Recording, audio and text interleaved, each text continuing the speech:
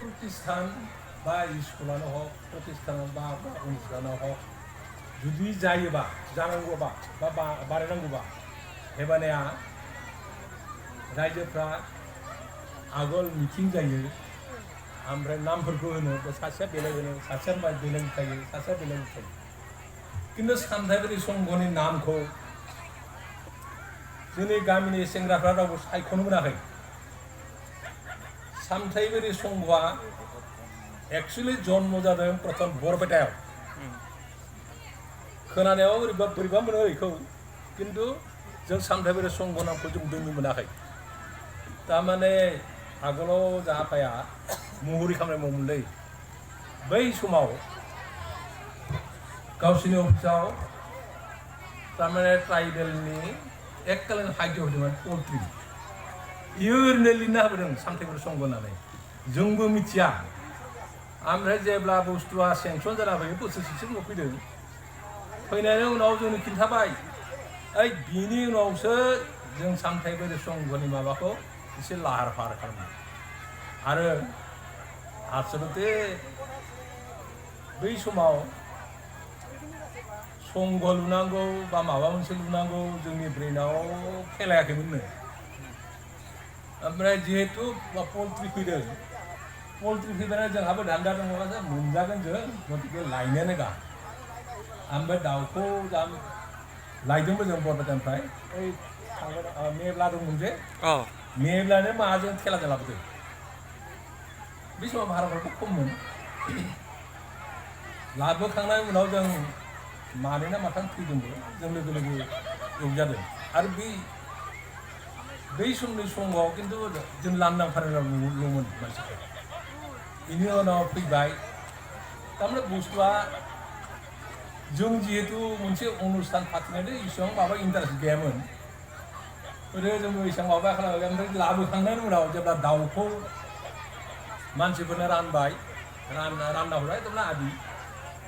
रानखां इरिखांसो उनाव लासैनो संघनि माबाया फैयो कनस्ट्राक्सन मानसिनि गेजेराव थारमाने भाबा ओमफ्राय प्रथमैनो बेयो जोंनियाव बै जे सारियालि गैयाना सारियालियाव जों न' लुदोंमोन संघनि नामाव न' लुनानै खेरि न' साननैसो थाबाय थानायनि उनाव जों माबा बानायदों आलमिरा लेखा सेखा दोननो थारमाने लासैनो लाइब्रेरि बायदि खालामबाय लेखा सेखा दोननो आलमिरा लुदों आलमिरा लुनायाव जोंहा न'नि माबा दंमोन मिगनिटा फान घरानि मुजि होनो हाथाफ्रा ओइ बिफांखौ दानफ्रा हाखावनानै जों माबाखौ लुदों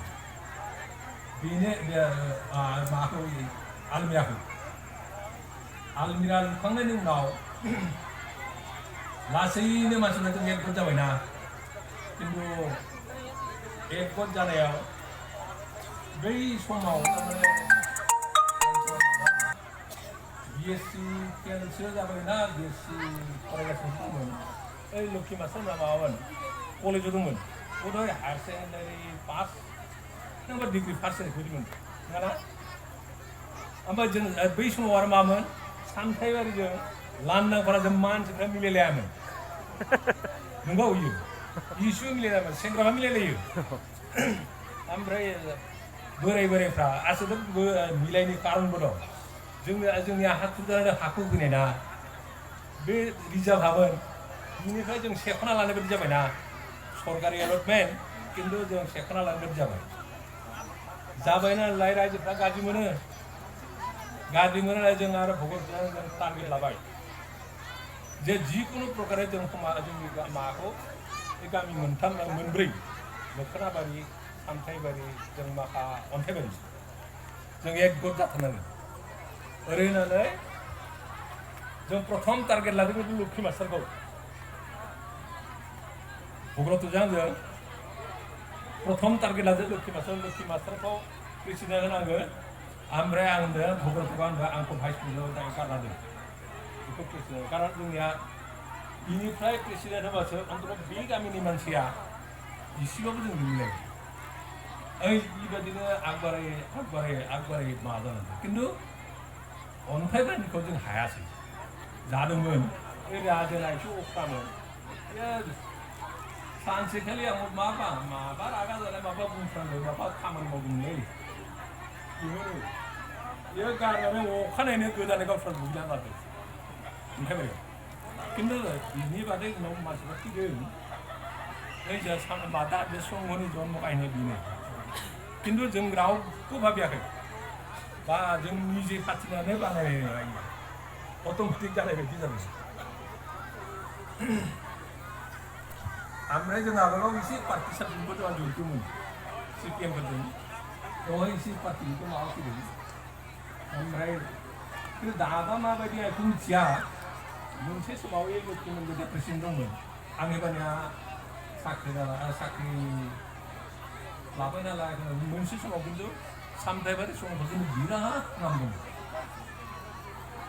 आं माबोरै एक्सपिरियेन्स जादों बे जों माखासे दैमायाव प्राय 67 लाख ना 78 लाखनि खामानि जादोंमोन 68 लाख ना आच्छा बेवहायथ' ट्राक मा बोरसि दैमाखौ बारहोनानै बोरै फैबा ट्राका नांखायो दानोथ' इसोर लाबोला भगतखौ आंखौ बुंबाय गाव सरायनोलै बुंबाय ओमफ्राय आं आं साख्रि मोनबाय आं बरपेटा अफिसनिफ्राय ओमफ्राय अफिसाव थांदों माबायाव इएनडि अफिस मोनगोलै बेयाव थांनानै आं खोन्थाहोबाय जे आं सामथाइबारि संघनि माबा गोदोनि भाइस प्रेसिडेन्टमोन दा आं साख्रि लाबाय खिन्थु आं दाबो बिदि एक्टिभ मेम्बार होननानै रायज्लायबाय आरो रायज्लायनायाव बे बुंबाय इन्जिनियार मोजां मोनदों बे होनबाय मा नोंसिनाथ' खामानिया बिदि जासिगोन गारिथ' लांनो हाया जों ओमफ्राय आं नोंथांनो गेरेन्टि होगोन ना गारिया जुदि अबेबा नांखायोबा जों मिलिट बोरसि बारखांनानै जुदि नांखायोबा खिन्थु बोरसिनि ओरैफोर नांखायोबा जोंनि नङा ओमफ्राय रायजोफ्रा मा खालामदों रायजोफ्राबो एक्सुवेलि माबा दै गारिखौ एकदम अन्थाइ बजाय गारिखौ अन्थाइखौ दानहोआबासो बै बोखाजोबदों बेयाव बुंदोंमोन माबाया इन्जिनियारा जे नोंसोर जिबायदि जबर जं नोंसिनि एमएलए बेबायदि जबर जं बुंदोंमोन ओमफ्राय खामानिया मावदोंमोन मावनाया मोजाङै मावदोंमोन खिन्थु लाखिनो हायासै ओमफ्राय उननि स्टेपखौथ' नोंसोरनो नुबाय आंथ' साख्रियाव थांबायानो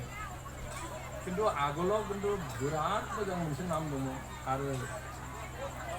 सामथाइबारि संघखौ डिसि अफिसा एकदम बिराद मोजां मिथियोमोन इभेन माबायाव सेक्रेटारि अफिसावबो सामथाइबारि संघ माथो मिथियोमोन सामथाइबारि संघ माथो मिथियोमोन ओरैबायदि नाम दंमोन ओमफ्राय गोदो सामथाइबारि संघनिफ्राय मा लाब जादों गोदो जोंनि गामियाव आं जेब्ला फरायो जोंनि गामियाव रावबो सल' खननाय मानसि गैयामोन हारम'नियाम दामग्रा गैयामोन खालि दंमोन सिफुं दामग्रा दंमोन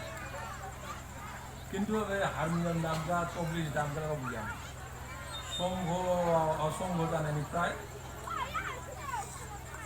पुरुषफोरनिफ्राय तालिमजों मोनदों